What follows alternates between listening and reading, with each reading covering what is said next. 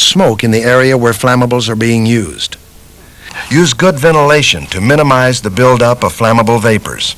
Use containers specially designed for flammable liquids that are unbreakable, have flame arresters, and spring-loaded covers. Limit the quantities of flammables by using small work containers and make sure they're properly labeled. Electrically bond and ground all containers when dispensing flammable materials. Cover containers when not in use.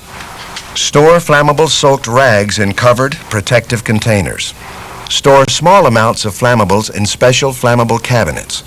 Larger amounts should be placed in specially designed storage rooms, which have controls to minimize the risk of fire or explosion.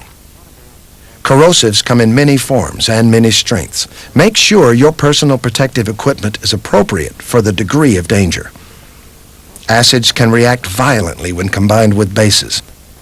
It's important to remember when mixing acids with water to always slowly add the acid to water, not water to acid.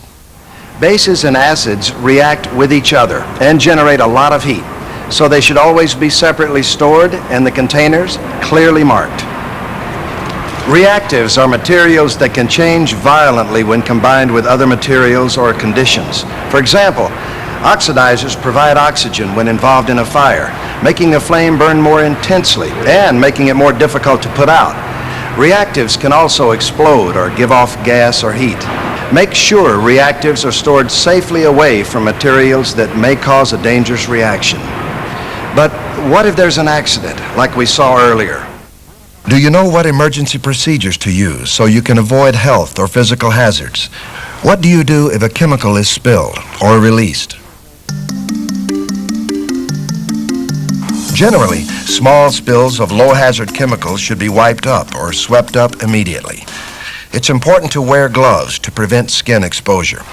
Ask your supervisor for instructions on proper disposal of the spilled material.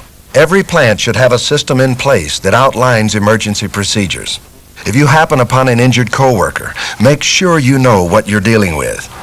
Wear personal protective equipment so the hazardous material doesn't make you the next victim. Cleanup of many chemical materials requires special training and special equipment.